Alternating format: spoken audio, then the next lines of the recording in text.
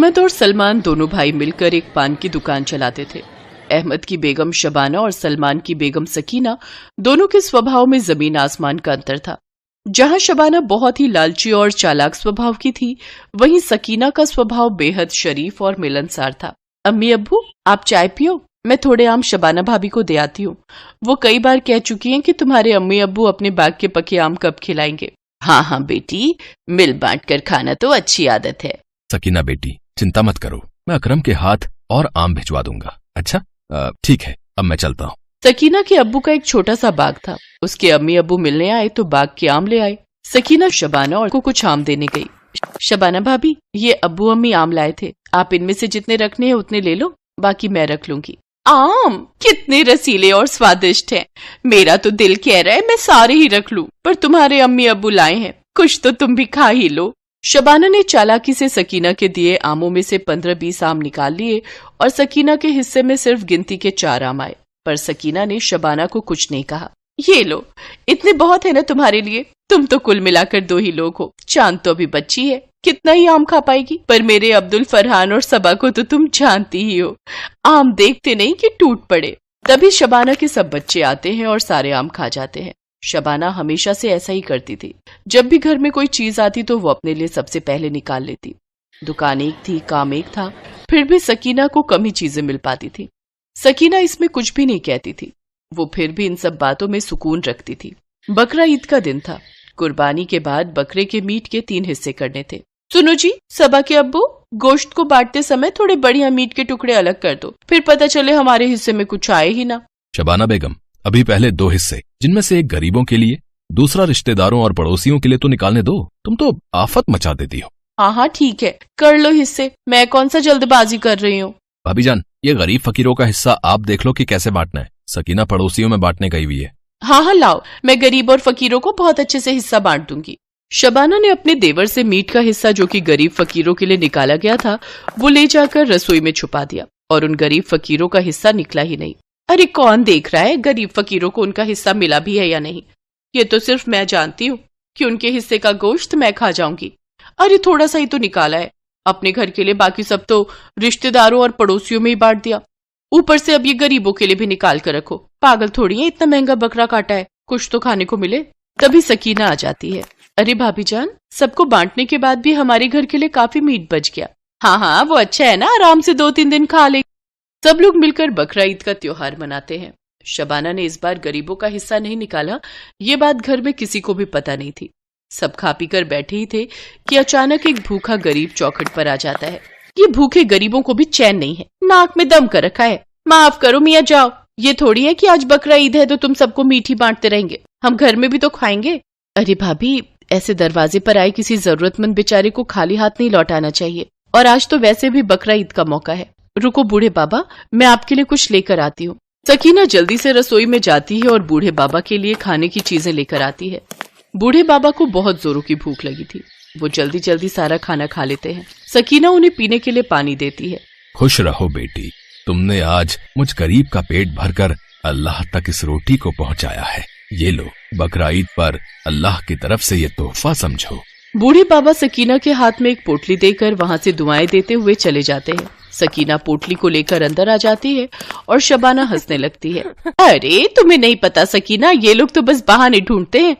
तुमने इनको भरपेट इतने सारे पकवान खिला दिए, उन्होंने बदले में तुम्हें पोटली में, मुझे तो लगता है अल्लाह का नाम लेकर कंकड़ पत्थर भर कर दे दिए होंगे। ये लोग ऐसे ही बेवकूफ बनाते हैं, इन्हें पता होता है कि बकरे का बंटवारा हुआ होगा, क्योंकि बकरा ईद है इसलिए ये मांगने चले आते हैं। इन्हें पता है हम सबसे पहले इनका ही हिस्सा निकाल कर इन्हें देंगे। कोई बात नहीं भाभी जान, ये बेचारे गरीब भी तो ऐसे ही त्योहारों के मौके पर कुछ न कुछ लेने आते हैं, वरना हम लोग भी तो कहाँ इन लोगों को कुछ दे पाते हैं।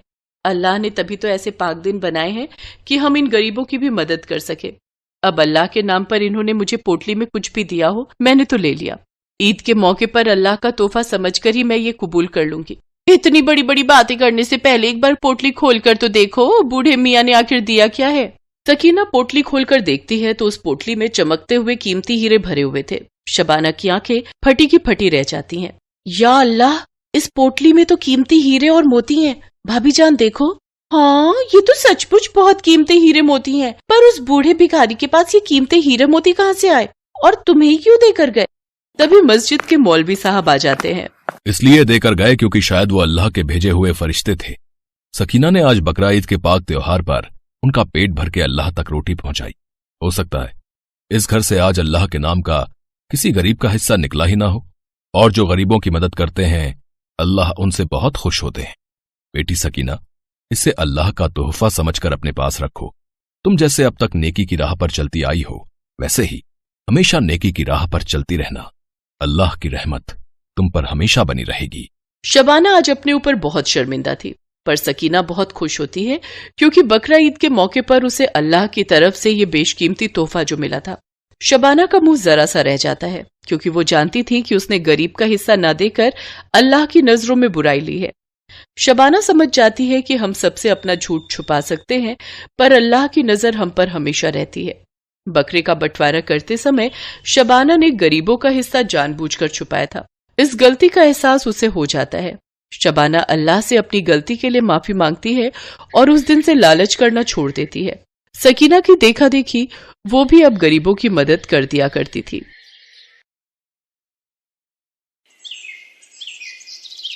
उर्मिला माधोपुर गांव में रहती थी। उसके पास पारो नाम की एक पालतू गाय थी। पारो उर्मिला के साथ पिछले कई सालों से है। पति के देहांत के बाद इसी गाय के सहारे उर्मिला ने अपने परिवार को चलाया। उसकी गाय का दूध पूरे गांव में मशहूर था। गांव के सभी लोग उर्मिला से ही दूध लेते थे। उर्मिला का बेटा शहर में पढ़ता था। वहीं उसे पूनम नाम की एक लड़की से प्यार हो गया और उसने अपनी माँ को बिना बताए पूनम से मंदिर में शादी कर ली। आज वो गांव वापस आने वाला था। उर्मिला बहन, 2 किलो कर देना दूध। 1.5 किलो मुझे भी देना। क्या बात है उर्मिला बहन, आज तो तुम बड़ी खुश दिखाई दे रही हो। बात ही खुशी की है सरोज बहन, आज मेरा बेटा गांव वापस आ रहा है। बस जल्दी जल्दी काम निपटा कर उसी के लिए बढ़िया बढ़िया पकवान बनाऊंगी। पता नहीं शहर में उसे क्या खाने को मिलता होगा और क्या नहीं। अच्छा तो ये बात है, चलो बहुत बढ़िया हुआ। कब से बेटे के बिना अकेले रहते रहते तुम उदास हो गई हो। अब वो आ जाएगा तो तुम्हारे साथ काम में भी मदद कर देगा। हाँ वो तो है। अरे आ रही हूँ पारो, तू क्यों आवाज लगा रही है? मैं जानती हूँ तू भी सूरज का नाम सुनकर बहुत खुश हो रही है। रुक, मैं अभी तुझे चारा डालती हूँ, फिर तो सूरज ही तुझे खिलाएगा। उर्मिला की गाय पारो अपनी आवाज में उससे बातें कर रही थी, मानो वो भी सूरज के आने की खुशी मना रही हो। शाम के समय सूरज आ जाता है, पर अपने बेटे के साथ बहू को देखकर उर्मिला को बहुत बुरा लगता है। माँ तुम नाराज मत हो, सब कुछ बहुत जल्दबाजी में हुआ। पूनम के पिताजी की तबीयत ठीक नहीं थी और वो चाहते थे कि हम ये शादी जल्दी से जल्दी कर लें, इसलिए मैं आपको बता ही नहीं पाया। पर अब मैं आपके साथ ही रहूंगा, आप चिंता मत करो। और माँ पूनम बहुत अच्छे स्वभाव की पढ़ी लिखी लड़की है, आप एक दूसरे को आसानी से समझ जाओगे। ठीक है, देखती हूँ वो मुझे कितना समझती है। गांव के रहन सहन और शहर के रहन सहन में बहुत फर्क है बेटा। उर्मिला की तरह पूनम घर के कामकाज नहीं कर पाती थी। उसे तो घर का कोई भी काम करना नहीं आता था। सूरज, तुमने मुझे कहाँ लाकर पटक दिया है? मुझसे ये घर के काम नहीं होते। हमें शहर वापस चलना चाहिए। उस गाय का गोबर साफ करो, उसे चारा डालो, उसे नहलाओ, घर की लीपा पोती करो। ये सब करके तो बदबू के मारे मेरा बुरा हाल हो रहा है। ऊपर से तुम्हारी माँ को माजी माजी का नाटक करते हुए लहसुन प्याज ही काटती रह जाऊं। कैसी बातें कर रही हो पूनम? यहाँ पर सारा कामकाज बना हुआ है। मैं तो यहाँ पर बढ़िया सी डेयरी खोलने की सोच रहा हूँ। दूध, घी, पनीर, दही और कुछ खास मिठाइयों की बहुत ही बढ़िया डेयरी खुल जाएगी। हमारी अच्छी खासी कमाई हो जाएगी। शहर में घर का किराया, खर्चा पानी कितना ज्यादा है। वहां पर मुझे काम सेट करने में ही सालों गुजर जाएंगे। और जहां पर मेरा अपना खुद का घर का काम है, हम शहर में क्या करेंगे? तुम्हें पता भी है हमारी गाय का दूध पूरे गांव में मशहूर है। सोचो हम कितना कमा लेंगे। और फिर हमारे यहाँ रहने से माँ को भी सहारा रहेगा। वो बेचारी अकेले काम नहीं संभाल पाती है। अच्छा तुम काम करो, मैं थोड़ी देर बाजार होकर आता हूँ। कह तो सूरज ठीक ही रहे हैं। शहर में काम करने के लिए पैसों की भी जरूरत होगी।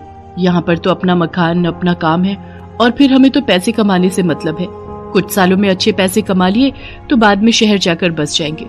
पर मुझे किसी भी तरह से सासू माँ से अलग होना है ताकि उस गाय पर मेरा कब्जा हो जाए। पता नहीं, माँ जी तो बहुत चालाक है, कितने पैसे अपने अंदर करके बैठी होंगी।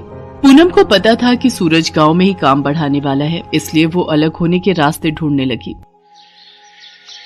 सूरज, सुबह से काम कर करके मैं थक गई हूँ। मेरे आने के बाद माँ जी ने घर के सारे काम मेरे ही जिम्मे डाल दिए हैं। गाय को नहलाना, धुलाना, गोबर साफ करना, चारा डालना, सारी देखभाल तो मैं करती हूँ। और दूध बेचने के टाइम पर माँ जी गल्ला लेकर तखत पर खुद बैठ जाती हैं। ऐसे थोड़ी होता है। मैं अब और बर्दाश्त नहीं कर सकती। जब मैं इतना काम कर रही हूँ तो फिर मैं अलग ही रहूंगी। मुझे माँ जी के साथ नहीं रहना। और हाँ, उस गाय पर मेरा हक है। मुझे तो बस बंटवारा चाहिए, गाय का बंटवारा। पूनम इतनी जोर जोर से चिल्लाकर ये बात कह रही थी कि उसकी बात उर्मिला के साथ साथ पड़ोसियों ने भी सुन ली और सब वहाँ आ गए। बहू, बंटवारा? वो भी मेरी पारो का? मेरे जीते जी ऐसा कभी नहीं होगा। और तुम जानती ही क्या हो पारो के बारे में? उसे मैंने बहुत प्यार से पाला है, उसकी देखभाल की है। तुम मेरी पारो को एक दिन भी रख कर तो दिखाओ, वो तुम्हारे साथ एक दिन भी नहीं रहेगी। हाँ हाँ, इस गाय की देखभाल मैं कर लूंगी, आप उसकी चिंता मत करो। पर एक शर्त है, आप बीच में दखलंदाजी नहीं करोगी। मैं जैसी मर्जी गाय की देखभाल करूं, आप उससे दूर रहोगी। सूरज, अगर आज बंटवारा नहीं हुआ तो मैं तुम्हें छोड़कर शहर चली जाऊंगी। माँ, अगर पूनम चाहती है तो आप उसे गाय दे क्यों नहीं देती? उसे एक बार कोशिश करने तो दो। कहीं ऐसा ना हो आप दोनों के झगड़े में मेरी शादीशुदा जिंदगी खराब हो जाए। सूरज बेटा, एक माँ कभी नहीं चाहती कि उसके बच्चों का घर खराब हो। अगर बहू की यही इच्छा है तो आज से मैं अपनी पारो बहू के हवाले करती हूँ। उर्मिला बहन, इतने सालों से हम देख रहे हैं पारो को तुमने बहुत लाड प्यार से पाला है। कहीं ऐसा न हो बंटवारे के चक्कर में एक निर्दोष जानवर परेशान हो जाए। सब गांव वाले भी क्या समझाते। पूनम तो बंटवारे की जिद पर अड़ गई थी और ऐसा ही हुआ। गाय अब पूरी तरह से पूनम के हवाले थी। सूरज गांव में डेयरी खोलने की व्यवस्था के काम से शहर चला जाता है। पूनम तो आलसी थी, उसने गाय के प्रति लापरवाही दिखाना शुरू कर दिया। वो सुबह उठकर ना तो गाय का गोबर साफ करती थी, न उसे नहलाती धुलाती थी और न ही उसे समय पर चारा देती थी। इसी कारण गाय के आसपास बदबू फैलने लगी और मक्खियां, मच्छर, कीड़े मकोड़े आने लगे। गाय को समय पर चारा नहीं मिलता था, वो कमजोर हो गई। पूनम सारा दिन सोती रहती और खाती पीती रहती। गाय ने दूध देना भी बंद कर दिया। एक दिन गाय बेहोश होकर जमीन पर गिर गई। ये देखकर पूनम घबरा गई। सूरज उसी समय शहर से आया और वो भी घबरा गया। उसने उर्मिला को आवाज लगाई। उर्मिला दौड़ती हुई अपनी पारो के पास आई और बिलख बिलख कर रोने लगती है। पारो, पारो उठ, देख देख, मैं तुझे आवाज लगा रही हूँ। पूनम, पारो की देखभाल की जिम्मेदारी तुमने ली थी ना, फिर उसका ये हाल कैसे हो गया? मुझे माफ कर दो सूरज, गलती मेरी ही है। मेरे कारण पारो आज इस हालत में है। मैं सचमुच माँ जी की तरह पारो की देखभाल नहीं कर सकी। माँ जी, मुझे माफ कर दीजिए। उर्मिला दौड़कर चारे के पास जाती है और चारे को उठाकर पारो के आगे रखती है। पारो को उर्मिला के स्पर्श का एहसास होता है, वो थोड़ा सा हिलती है। ये देखकर सब खुश हो जाते हैं। उर्मिला अपने हाथों से पारो को चारा खिलाती है। पारो खुशी खुशी ढेर सारा चारा खा लेती है, मानो वो कब से उर्मिला के हाथों से ही चारा खाना चाह रही थी। पूनम को अपनी गलती का एहसास हो जाता है और वो उर्मिला से माफी मांगती है। कुछ दिनों में पारो फिर से ठीक हो जाती है। अब सूरज ने भी गांव में एक बड़ी डेयरी खोल ली थी। धीरे धीरे सब कुछ ठीक हो जाता है और दोनों सास बहू मिलकर पारो की देखभाल करने लगती है। पारो भी अब बहुत खुश